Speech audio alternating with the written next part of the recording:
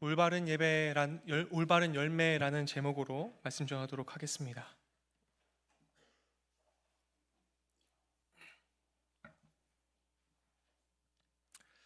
오늘 대표기도와 또 봉독과 또 봉헌위원과 또 여러 가지 다양한 모습으로 또 찬양으로 함께 해주셔서 정말로 감사를 드립니다. 오늘은 종려주일입니다. 우리 정말로 여러분들이 싫어하겠지만 우리 옆 사람을 바라보며 환영의 인사를 했으면 좋겠습니다. 널 정말 환영해, 축복해, 예, 환영합니다. 예, 예. 마음을 열고 주님을 초청하고 또 하나님의 형상으로 지음받은 서로를 환영하고 축복하는 일이 여러분들 삶 가운데에 있게 되기를 소망합니다. 목사님이 이렇게까지 얘기했는데도 그냥 멀뚱히 마네킹처럼 코이노니아가 없이 환영하지 못하는 마음을 돌이키시기를 원하며 잘 환영하는 일들이 우리들 공동체 안에서 잘 펼쳐지기를 바랍니다. 그게 예수님의 마음이고 그 예수님의 마음이 여러분들 마음 가운데에 충만하게 부음받아지기를 간절히 소망합니다. 한 구직 사이트에서요, 한 1,800명 정도의 사람들을 토대로 이렇게 조사를 했습니다.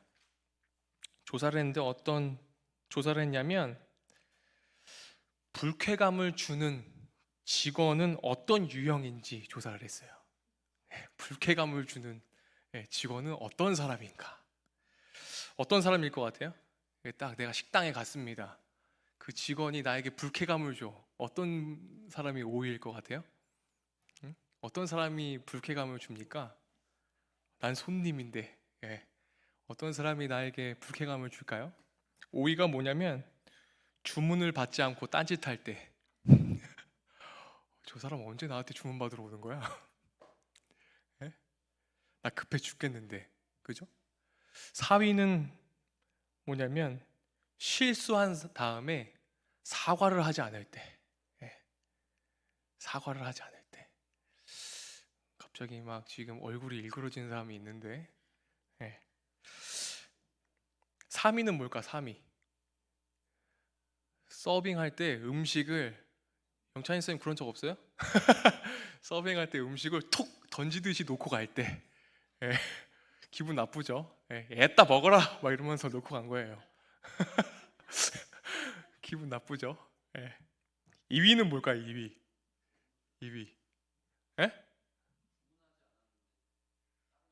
다른 거 줬을 때? 그렇게 안 하고 그 직원이 계속 화난 표정으로 있을 때 웃고 있는 게 좋겠죠? 아무래도 직원이. 1위는 뭘까요? 나를 굉장히 귀찮아하는 말투로, 나한테 귀찮은 말투로 대할 때, 이게 1위였습니다. 제가 목사님이 이걸 보면서 과연 우리가, 예배드리는 우리가 종료주일 오늘 이 시점에 생각해 봐야 될 것이, 우리가 정말 하나님을 환영하고 있는가? 이 예배 가운데 하나님을 귀찮아하고 있진 않은가? 내가 정말 나 너무 힘들고 일상이 너무나 고통스럽고 너무나 힘들어 죽겠는데 그럼에도 이 자리에 나와서 예배드리고 있는 이 상황이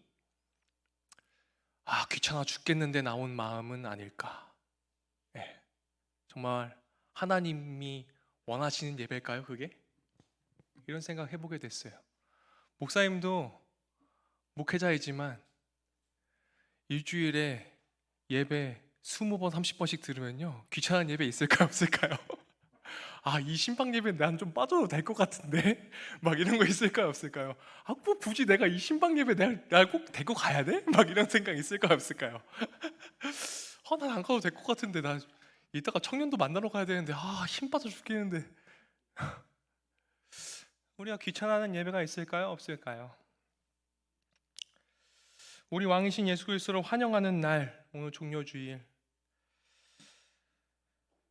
아브라함의 후손들이라고 말하는 그 아브라함의 믿음의 계보를 이어가는 종교가 있는데 그 종교가 우리가 흔히 우리 기독교는 종교라고 말하면 다 싫어하는 목사님들 많으신데, 아브라함의 후손들의 믿음의 계보를 이어가는 무리들이 있습니다. 뭐가 있겠습니까? 유대교, 기독교, 이슬람교가 있습니다. 이 세 무리들의 여러분, 제일 기독교가 못하는 것이 뭐라고 목사님이 생각하냐면, 전 이렇게 생각합니다. 환영하는 일을 제일 못하는 게 예수 그리스도를 따른다고 말하는 기독교라고 저는 생각해요. 목사님은 14, 10창 되는 이슬람권에 들어가서 6개월 동안 거한 적이 있는데, 그 사람들이요, 이슬람 문화를 갖고 있고 이슬람교인 그 사람들이요, 얼마나 환영을 잘하던지요. 저를 극진히 대접해요. 나 처음 보는 사람인데, 손님인데 절 재워주기까지 합니다. 예수 그리스도를 따른다고 말하는 기독교인들이 목사님은 제일 환영하는 일을 못하는 믿음의 무리들이라고 전 생각해요. 마음을 꽁꽁 닫아놓고 내 마음에 절대 들어오지 마, 내 마음에 선을 넘지 마 하는 이 예수님을 따른다라고 말하는 우리가 제일 사랑이 없고 제일 선을 넘지 못하는. 오늘의 본문은 예수님께서 예루살렘 성에 입성하신 후에 여러 논쟁 이후에 첫 번째 비유로 말씀하신 비유입니다. 이 비유의 말씀은 여러분, 핵심은 무엇입니까? 이 비유의 핵심은 예수 그리스도를 내 마음 가운데의 주인으로 놓는 환영에 대한 것이 핵심입니다. 여러분, 정말 주님을 여러분들의 마음밭에, 여러분들 나름대로의 포도원에, 내 마음의 중심의 그 자리에, 내가 내 마음밭에 내가 소유권을 가지고 있는 것이 아니라 정말 우리 주님이 여러분들의 소유권자가 되고 계십니까? 정말 여러분들의 소유가 예수님이 맞으세요? 여러분들의 삶이 정말 주님의 것이 맞으세요? 정말 주님을 환영하고 계세요? 여러분들에게 질문을 드리고 싶어요. 그렇게 마음을 열고 계세요? 예수님은 한 포도원 주인 농부들에게 포도원을 맡기고 먼 나라로 떠난 이야기를 들려주십니다. 이때는요, 팔레스타인 땅에서 로마의 지배권에 있기 때문에 팔레스타인의 여러 땅들이 로마 시민권자가 주인일 때가 너무나 많았어요. 그러니까요, 여기서 땅을 사놓고 로마로 돌아간 거예요. 마치 요즘 제주도의 땅에 한국 사람보다 중국인이 땅을 많이 사들이고 있다고 하는데, 그것과 같은 것이죠. 그렇죠?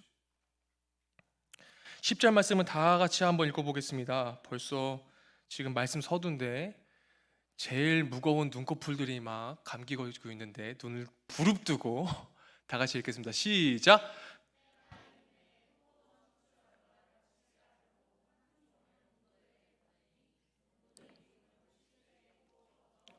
네, 말씀을 잘 띄워주세요. 여러분, 포도원 주인이 있고요, 포도원에서 일을 하는 농부가 있습니다. 둘은 어떤 관계예요? 계약 관계예요. 주인과 농부는 지금 계약 관계에 갖고 있어요. 우리도 하나님과 나와 언약 관계를 갖고 있어요. 계약을 맺고 있어요. 때가 이르렀어요. 때가 이르렀다는 건 무엇입니까? 열매가 맺혀졌습니다. 열매가 맺혀졌는데 그 열매를 지금 뭐예요? 때가 이르러서 포도원의 소출, 그 열매를 얼마를 바치게 하려고 지금 종을 보냈어요. 그런데 이 농부가요, 그 종을요 때려요. 그리고 거저 보냈습니다. 이건 뭘 뜻합니까? 지금 주인과 농부가요 관계를 깨진 걸 뜻해요. 지금 농부가요 지금 계약을 파기하는 거예요. 내가 지은 이 열매를 내 주인에게 줄 수 없다라는 겁니다. 뭐예요? 계약 파기죠.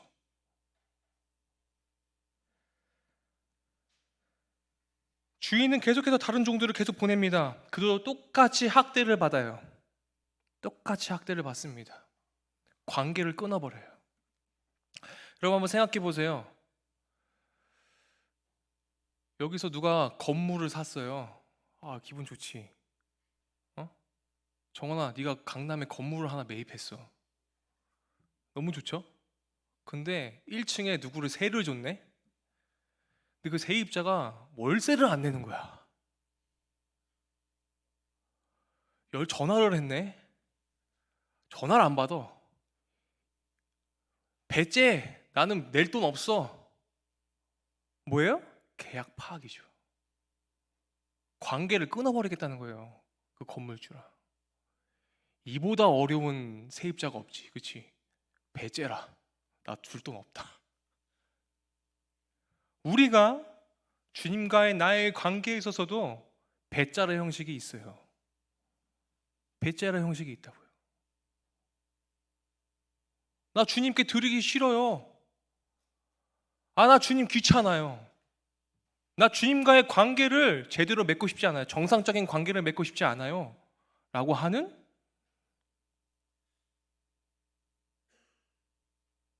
그런 주님의 자녀들이 있더라는 거예요.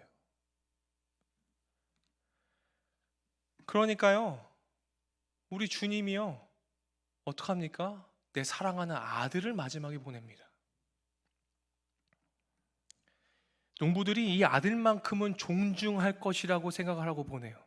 그런데요, 존중하기는커녕 어떡합니까? 그 아들을 죽이고요, 포도원을 어떡합니까? 빼앗으려고 합니다. 주인과 고용인의 위치가요, 뒤바뀌어 버렸어요. 뭐예요? 이 포도원의 주인이 내가 되고 싶어 해요. 내 마음밭의 주인이 내가 되고 싶어 해요. 포도원의 주인은 누구십니까? 내 마음밭의 주인은 누구십니까? 우리 하나님이시죠. 근데요, 그 소유권을요, 내가 갖고 싶어 해요. 내 마음대로 하고 싶어 해요. 하나님이 오랫동안 예언자들을 보냈습니다. 이스라엘 지도자들에게 회개하라고 몇 번이고 보냈습니다. 주님이 종을 보낸 것처럼 몇 번이고 보냈어요. 지금도 계속 끊임없이 우리들의 마음을 두드리고 계세요. 그런데요, 그 마음의 문을 안 열어요. 누가 안 열어요? 내가요. 여러분, 사단이 안 열었다고 착각하지 마세요. 사단은 그 마음의 문을 열지 말라고 조종할 뿐이지, 그 마음을 열지 않는 건 누구예요? 나예요. 결국 나라고요. 결국 하나님은 포도원 주인이 자신의 아들을 보낸 것처럼 자신의 아들 예수 그리스도를 보내시죠. 그러나 이스라엘 백성들은요, 예수 그리스도를 환영하지 아니하고요, 어떡합니까? 거부하고 십자가에 못 박아 죽입니다. 환영의 반대말은 거부입니다. 예수 그리스도를 거부하는 마음. 그 마음은 성경에서 정확하게 무엇으로 말을 하냐면 완악한 마음이라고 얘기를 해요. 이처럼 하나님은 사람들이 올바른 열매를 맺으면서 하루하루를 살아가기를 원하시지만, 우리는 매일같이 삶 속에서 삶의 예배를 저버린 채 주님을 귀찮아하고 하나님의 마음을 무시하고 하나님의 말씀을 무시하고 하나님과의 관계를 깨트려 버리고 내가 그것들을 버리고 하나님을 무시하고 버리고 날 매일같이 하나님을 죽여가면서 자신의 뜻대로 살기를 원하고 하나님의 요구를 거부합니다. 그 이유가 무엇일까요? 14절 말씀 다 같이 읽어보겠습니다. 14절 말씀입니다. 다 같이 읽어볼까요? 농부들이 그를 보고 서로 의논하여 이르되 이는 상속자니 죽이고 그 유산을 우리의 것으로 만들고자 하고. 예수님이 바리새인과 서기관과 대제사장들과 여러 번 논쟁 끝에 대제사장과 서기관과 바리새인들이 뭐 했습니까? 똑같이 저렇게 서로 의논하여서요, 결국엔 어떻게 돼요? 예수님을 죽이고자 해요. 작당 모의하면요, 그 사람 죽이게 되어 있어요. 마찬가지죠. 우리도 누군가를 미워해요. 누군가를 모함해요. 그럼 그 사람 뒤에서요, 몰래 3, 4, 5 모여서 어떡합니까? 저 사람을 내 말로 죽여요. 내 마음으로 죽여요. 내 생각으로 이미 죽여버렸어요. 여러분, 사람을 칼로 찔러서 죽여야 하지만 죽이는 게 아니에요. 우리의 생각과 마음으로 우리는 얼마든지 사람을 죽일 수 있습니다. 그게 예수님의 마음일까요? 그러면서요, 농부들은요, 14절 말씀은 다 같이 한번 띄워주세요. 뭐라고 해요? 의논하니까요, 어떻게 돼요? 우리의 것으로 만들자 얘기합니다.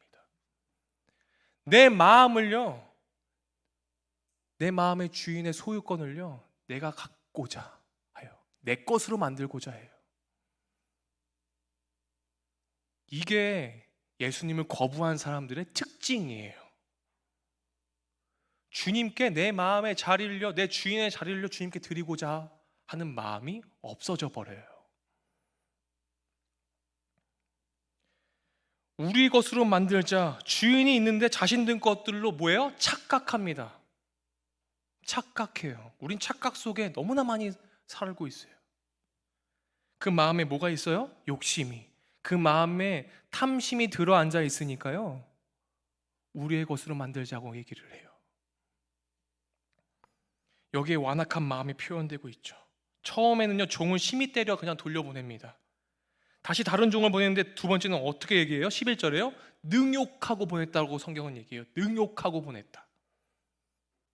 여기서 능욕하다는 말은 뭐예요? 예수님께서 체포되어서 모욕을 받고 능욕을 받았던 그 장면을 우리가 연상하게 되죠. 종이 받는 순환은 마지막까지 상속자가 받은 죽음으로 집중되어 있음을 보게 됩니다. 우리는요, 내 마음의 주인의 자리에 주님을 놓지 않고 계속 나를 두려고 하는 것은 오늘날 우리가 살아가는 예수 그리스도를 죽이는 일을 우리는 살아가면서 몇백 번이고 몇천 번이고 했을 것입니다. 다시 세 번째 종을 보내니 또 돌려보내는데 이건 주인과의 관계를, 계약을 파기하는 것을 의미한다고 목사님이 얘기했습니다. 그럼에도 불구하고 주님이 침묵 가운데 농부들에게 자신의 아들을 보낸 그 이유는 무엇입니까? 주님은요, 우리들과 끊임없는 관계 회복을 원하고 계세요. 우리를 끝까지 신뢰하고 계시고 끝까지 사랑하시기 때문에 내 아들을 죽일 수 있을지도 모른다는 것을 뻔히 알면서도, 배신할 것을 뻔히 알면서도 그 아들을 우리들에게 보내시죠. 이것은 우리를 끝까지 사랑하시는 사랑의 표시이기도 합니다. 여러분, 그런데요, 종을 한 차례 보내고 두 차례 보내고 세 차례 보내고 아들까지 보내는 이 상황 가운데에서 이 농부들의 마음이 갈수록 더욱 잔인해지는, 단계별로 더욱 잔인해지는 것을 우리가 보게 돼요. 살기 등등한 모습으로 변화하고 있습니다. 이것은 오늘날 우리의 마음에 완악한 마음 때문에 주님을 받아들이지 않고 거부하는 것들과 같습니다. 주님을 환영하지 못해요. 이 완악한 마음이요, 돌이키지 않으면요, 주님 절대 환영하지 못합니다. 마치 이런 것과 같아요. 목사님 말씀을 준비하면서 이게 어떤 마음일까? 어떻게 해야지 이것들을 좋은 비유로 여러분들에게 설명할 수 있을까? 여러분, 우리는 코로나 시절을 다 같이 보냈습니다. 코로나 시절을 보내면서 우리 교회는 그래도 많은 성도님들이 돌아오셨어요. 그런데요, 바로 옆에 있는 교회만 돼도요, 반 이상이 줄었습니다. 원래 코로나 전에는 한 8,000명 정도 성도가 모였는데 지금 3,500명 정도 모인대요. 그건 뭐예요? 절반 이상이 안 나오는 거죠, 교회에. 그렇죠? 왜 그럴까요? 코로나 시절에요, 예배에 안 나와도요, 내 인생에 별로 달라진 게 없어요. 예배 안 나오면은 저 하늘에서 벼락이 떨어져서 내가 무슨 감전이라도 되면은 뭔가 알겠는데, 예배 안 나가도 별 달라진 게 없거든. 네. 그러니까 뭐예요? 예배 안 나가도 뭐 상관없나 보다. 네. 귀찮은데 뭐. 그렇죠? 달라진 게 없잖아요. 그러니까 더욱더 잔인해지고 잔혹해지고 완악한 마음이 올라옵니다. 뭐 예배 뭐 빠져봤자 아무 일도 안 생겼는데 뭐. 말씀 묵상이요, 열심히 하다가요, 하루 안 했어요. 아무 일도 일어나지 않아요. 아무 일도 일어나지 않습니다. 주님이 말씀 묵상 안 하면은 벼락이라도 내리셔서 나한테 사인을 주셨으면 좋겠는데 아무 일도 일어나지 않아요. 어떻게 돼요? 내 마음에 완악한 마음이 계속 일어나요. 왜요? 말씀 묵상하는 거 귀찮잖아요. 주님과 시간 보내는 거요? 안 보내도 내 인생이 별 달라지는 게 없는데요, 뭐. 그렇죠? 예배 한번 빠지는 거 뭐 달라지는 거 없는데요? 그 완악한 마음이 올라와요. 그러니까 어떻게 됩니까? 내 삶의 주인이 더 이상 우리 주님이 아니에요.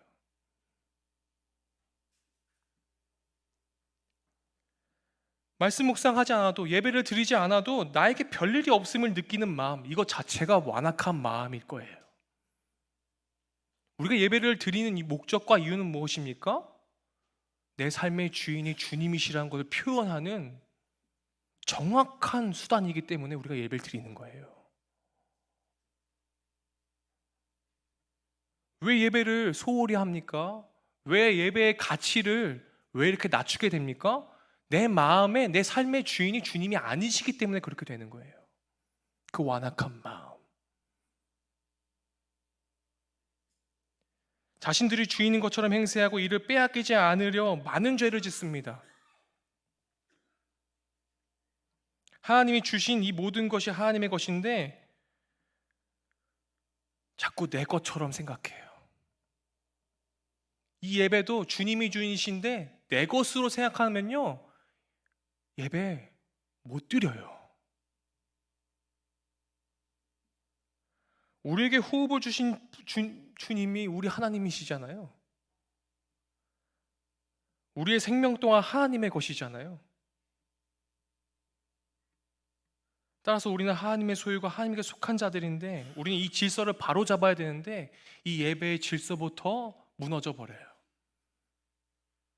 정말로 하나님을 환영하고 하나님이 정말로 이 예배의 주인이라고 생각하신다면 여러분 어떻게 이 예배를 소홀히 할 수가 있겠습니까? 그렇잖아요. 이것이 하나님이 우리에게 계속해서 촉구하시는 회개입니다. 돌아와라. 아무렇지도 않은 게 아니야. 하나님이 우리에게 찾아오십니다. 우리가 말씀을 듣고 회개할 기회를 주시고 성령 하나님을 통해서 끊임없이 우리를 돌이키게 하시는 분이 계속 우리들에게 사인을 주고 계시는데요, 우리는 어떠한 자극적인 것이 아니면요 거기에 반응하지 못해요. 그걸 뭐라고 해요? 그걸 영적 무지라고 얘기합니다. 우리는 모르는 것을 예배하는 것이 아니고 아는 것을 예배하노니, 그렇죠? 영적으로 무지하면요 내가요 완악한 마음에 있는지도 몰라요. 주인의 음성을 거부한 농부들이 어떻게 되었습니까? 예수님께서 이 비유의 결말을 이렇게 말씀하세요. 16절인데요 16절 말씀 다 같이 읽어보겠습니다. 와서 그 농부들을 진멸하고 포도원을 다른 사람들에게 주리라 하시니 사람들이 듣고 이르되 그렇게 되지 말아지이다. 어떻게 된대요? 그 포도원을 어떻게 해요? 뺏어서 진멸하고, 농부도 다 진멸하고 뺏어서 다른 사람에게 준대요. 우리는 심판에 대한 부분들, 하나님의 심판에 대한 부분들, 이 심판주에 대한 부분들 얘기하기가 굉장히 꺼려하죠. 그렇죠? 우리가 믿어요. 믿습니다. 나는 구원의 확신이 있습니다. 하지만 정말 그 구원의 확신의 예배가 드려지고 있나요? 우리가 하나님의 음성을 계속 거부하면요 결국 하나님의 심판이 임할 것입니다. 전 담대하게 선포할 수 있습니다. 우리의 구원은 아직 완성된 것이 아니에요. 하나님의 은혜를 거부하는 자들에게는요 심판이 있어요. 그러나 하나님의 뜻에 따라 열매를 맺는 자들에게는 하나님께서 더 큰 축복을 허락하십니다. 우리는 그래서요 이 하나님의 경고의 말씀을요 가볍게 여겨서는 안 됩니다. 예수님께서 이 비유의 말씀을 하시면서 시편 118편의 말씀을 인용하시면서 말씀하시죠. 누가복음 20장 17절 말씀입니다. 다 같이 읽어볼까요? 그들을 보시며 이르시되 그러면 기록된 바 건축자들의 버린 머릿돌이 되었느니라 함이 어찌미냐. 여러분 이 말씀은 무엇을 의미합니까? 당시 건축에서 유대의 건축법에서 제일 중요한 돌이 뭐였냐면 모퉁이 돌이었어요. 그런데 이 건물의 가장 중요한 기초석이 이 머릿돌이 이 모퉁이 돌인데, 나중에 가장 중요한 자리에 놓이게 되는 이 모퉁이 돌을 예수님을 상징하는 것인데, 유대 지도자들은 어떻습니까? 그들은 메시아 사상에 있어서 예수님을 기다려요. 메시아를 기다리고 있어요. 그렇지만 눈앞에 보여있는 그 예수님은 어떡합니까? 버려버려요. 예수님은 버려서요 십자가에 못 박아 버립니다. 그런데 그 예수님이 결국엔 어떻게 됩니까? 구원의 기초석이 되지요. 구원의 기초는 예수 그리스도예요. 그런데요, 그 구원의 기초이신 예수 그리스도를 자꾸 우리가 어떻게 해요? 내 마음밭에, 내 포도원에 자꾸 그 기초인 우리의 구원자 되신 그분을요 자꾸요 내 마음에서 빼서요 버려버려요. 예수님이 빠져버린 신앙생활을 해요.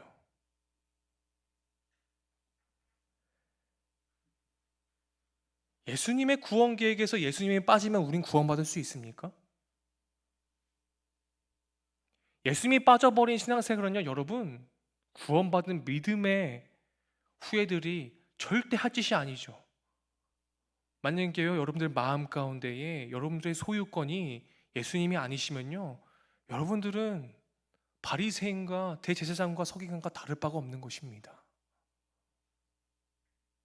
2000년 전에 예수님께서 이 땅에 오셔서 그들에게 경고의 메시지를 하는 것과 오늘날 여러분들의 신앙생활과 무엇이 다릅니까? 구원의 핵심을 바로잡으셔야 합니다. 여러분, 무엇 때문에 여러분 돈을 벌고 무엇 때문에 여러분들의 삶을 이루어 나가고 계십니까? 그게 정말로 하나님께 영광이 되는 그런 일들로 채워나가고 계십니까? 나의 영광을 위해서 오늘 하루하루를 살아갑니까? 오늘의 일하는 그 예배가 정말 예수 그리스도가 여러분들 인생 가운데 존재합니까? 아니면 그 모퉁이 돌을 계속 필요 없다고 생각하면서 버리고 계십니까? 예수님을 받아들이지 않는 자들은요 결국 깨어집니다. 그래서요 18절에요 뭐라고 되어 있습니까? 무릇 이 돌 위에 떨어지는 자는 깨어지겠고 이 돌이 사람 위에 떨어지면 그를 가루로 만들어 흩으리라. 주님이 심판이 결코 피할 수 없게 됨을 얘기하세요. 이 말씀을 들은 종교 지도자들이요 자신들을 향한 경고임을 깨닫고 두려워하였지만요 결국 그들이 어떻게 됐습니까? 회개하기는커녕 예수님을 죽이고자, 더 빨리 죽이고자 작당모의를 합니다. 그렇죠? 왜 그렇습니까? 그들의 마음에 완악한 마음이 이미 자리 잡았기 때문에 그래요. 출애굽 시절에 10가지 재앙을 받으면서도 돌이키지 않았던 바로의 마음을 하나님께서 뭐라고 말씀하셨습니까? 그 바로의 마음이 완악한 마음이라고 주님께서 지적하셨습니다. 이 말씀은 단순히 당시 종교 지도자들뿐만 아니라 오늘날 살아가고 있는 우리들에게 경고하는 메시지입니다. 우리들 마음 가운데에 주님을 주인으로 모시지 않고 살아가는 그 완악한 마음이 우리들에게는 없습니까? 정말로 예배를 정말로 갈망하고 주님을 기대하고 환영하는 마음으로 여기에 오셨어요? 그걸 반추해 보십시오. 예수님은 우리의 머릿돌로 삼고 있는지 아니면은 우리의 뜻대로 살기 위해서 예수님을 거부하는지를 돌아보아야 합니다. 나의 하나님, 나의 주인 되신 그분과의 계약을 파기하고 소유권을 부당하게 자신들의 소유로 계속 갖고자 하는 마음, 그 마음은 없으십니까? 자신의 소유들로 만들려는 이 탐심과 완악한 마음이 계약을 내가 먼저 파기하고 청지기적 신분을 망각한 인간의 탐욕이 온갖 죄의 원인임을 주님 말씀하십니다. 야고보서 1장 15절 말씀을 다 같이 읽어보겠습니다. 다 같이 읽어볼까요?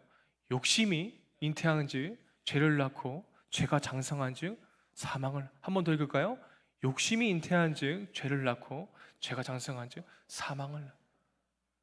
포도원 주인을 죽이고 그 욕심과 탐심에 눈이 멀어서 그 포도원의 주인이 되고자 했던 농부의 마음과 나의 마음, 내 마음밭을 주님께 내어드리지 못하고 내 욕심대로, 내 탐심대로 살아가려고 하는 나의 완악한 마음이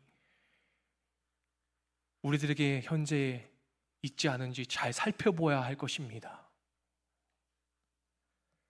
우리들의 마음의 자리에 예수님이 없으면요 우리는 오늘도 마음과 생각을 감찰하시는 주님을 무시한 채 몇 번이고 생명을 우리들의 마음과 생각으로 죽이고 있음을 명심하셔야 돼요.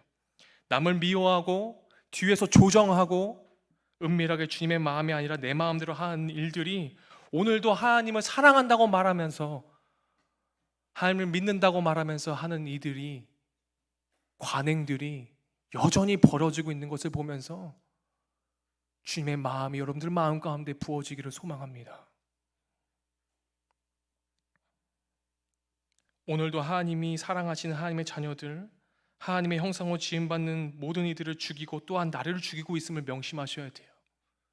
그 마음을, 빨리 그 완악한 마음을 돌이키십시오. 15절 말씀을 보겠습니다. 15절 말씀입니다. 다 같이 읽어볼까요? 포도원 밖에 내쫓아 죽였느니라.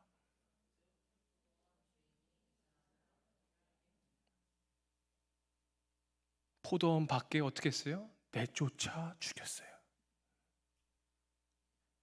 우리는 예수 그리스도를 내 마음의 포도원에서 내빼어 죽입니다. 왜요? 왜 내 마음에 예수 그리스도가 내주하고 계신데 그 예수 그리스도를 자꾸 빼내서 왜 죽입니까? 예수님이 내 마음에 있으면요, 굉장히 불편하거든요.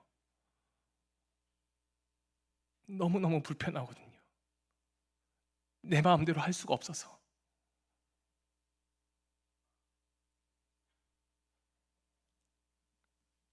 주님이 내 마음의 주인이 되시면요, 너무나 불편해요.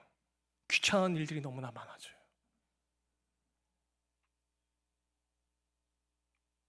주일마다 예배에 나와야 하고, 그렇죠?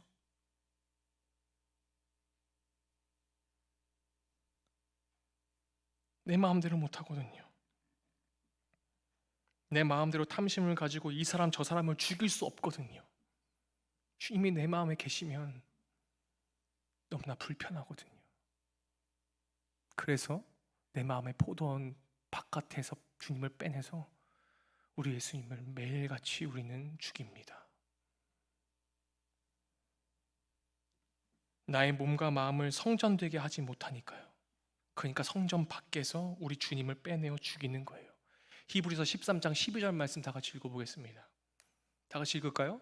그러므로 예수도 자기 피로써 백성을 거룩하게 하려고 성문 밖에서 고난받으셨느니라. 너희가 너희 몸이 주님의 성전인 것을 알지 못하느냐? 내 마음이 예수 그리스도가 없으면요, 내 몸은 결코 성전이 될 수 없습니다. 내 마음의 주인이 예수 그리스도야, 예수 그리스도여야 내 몸과 마음의 성전이 됩니다. 그런데요, 계속 주님을요, 성문 밖에서 고난 받게끔 해요. 계속 예수님을 죽여요.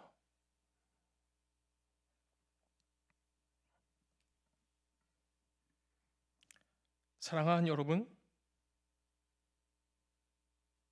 우리는 주님을 예배하며 그리스도의 몸으로서 교회의 영광과 유익을 누릴 뿐 아니라 홀로 일상의 삶 속에서 그리스도의 손과 발이 되어서 세상의 빛과 소금이 되어야 하는데, 우리는 예수님을 잃어버립니다. 예수님을 자꾸 내 마음밭에서 빼내서 죽여요. 오랫동안 주인 행사하면서 손에 꼭 쥐고 놓지 못하는 것들, 내 마음대로 하고 싶은 것들이 아직 내 마음 가운데 있습니까? 그것들을 빨리 버리십시오. 우리 주님은요, 여러분들이 소유권을 가지고서 꾹 쥐고 있는 것과 함께 할 수가 없으신 분이세요. 같이 내 마음에 공존할 수 없어요. 주님은 그곳을 피하십니다. 여러분들의 인생을 스스로 주인이 되어 살아오셨을 때 생각대로 만족한 인생이 되셨습니까? 질문하고 싶어요. 여러분들의 가정 가운데에 주님을 주인으로 모시지 않고 자녀를 양육하거나 부모님과의 관계에 있어서 과연 만족할 만한 가정을 이루고 살고 계셨습니까? 내가 거하는 그곳이 정말 주님이 주인 되세요?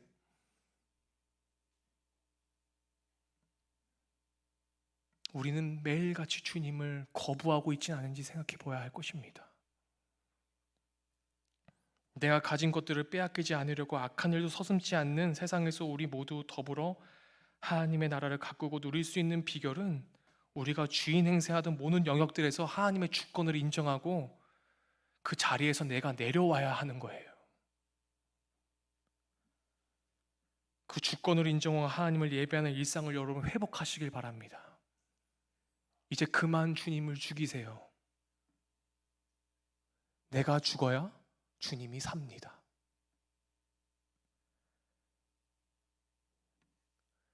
말씀을 마무리하려고 하는데요,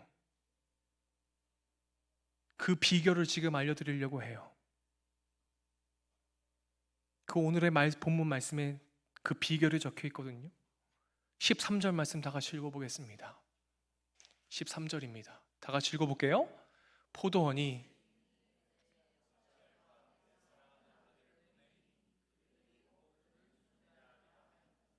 뭐예요? 내 사랑하는 아들을 보내니까요, 그들이 혹 주님의 마음 뭐예요? 그는 존대하리라 하였더니입니다.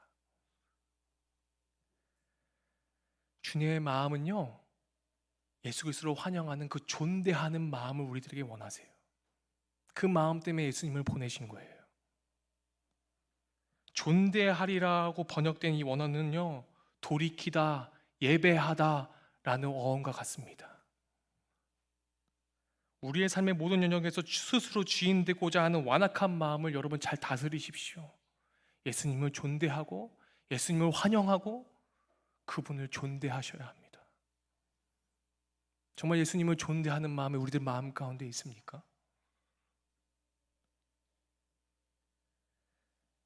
그 힘은 주님께로 우리의 시선을 돌이키고 주님을 예배하는 삶을 살아내는 것입니다. 오늘이라는 그 예배가 차곡차곡 쌓여서 여러분들의 삶의 예배가 주일날, 거룩한 주일날 모여서 주님께서 흠양할 만한 예배가 이 공동체에서 드려지기를 원해요. 우리 주님은 우리가 이 땅에서 예수 그리스도 참되게 따르는 백성으로서 올바른 삶의 예배, 올바른 열매를 맺기를 원하세요. 그 하나님 아버지의 마음이 여러분들 삶 속에 가득가득 부어지기를 소망합니다. 봄이 되었습니다. 꽃이 피고 마음이 싱숭생숭하고 연애도 하고 싶고 더 놀고 싶고 정말로 갈 바를 알지 못하는 우리들의 나뉘어진 마음들 가운데에 우리가 집중해야 할 것이 무엇인가? 정말 내 마음 가운데에 올바른 열매로 채워나가고 있는 것인가?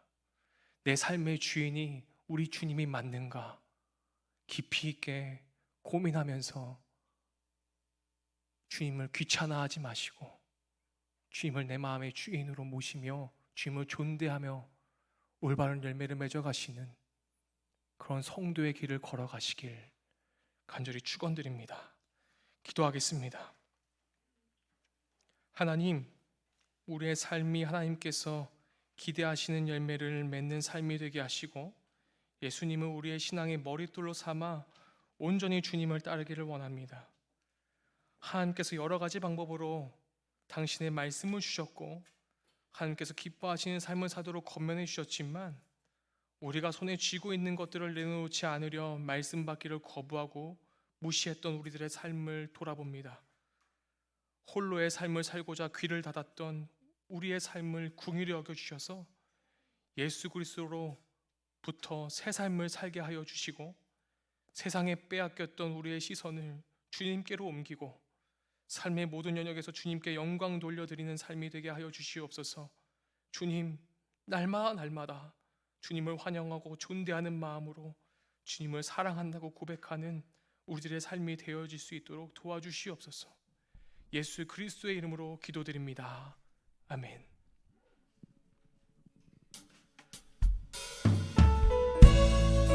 그런 말씀 기억하시면서 함께 찬양하도록 하겠습니다.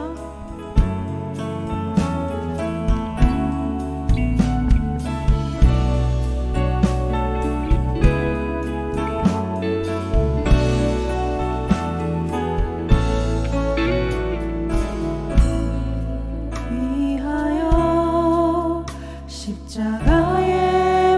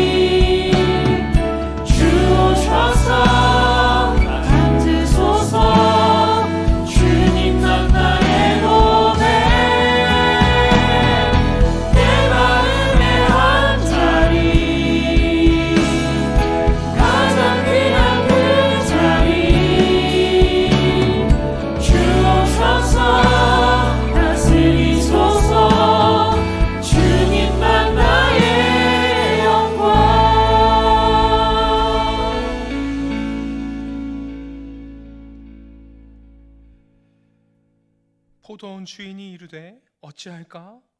내 사랑하는 이들 아들을 보내리니 그들이 혹 그는 존대하리라 하였더니 지금은 우리를 죄에서 구원하시기 위하여 이 땅에 구원의 기초석으로 오신 예수 그리스도의 은혜와 하나님의 무한하신 사랑과 성령 하나님의 인도하심이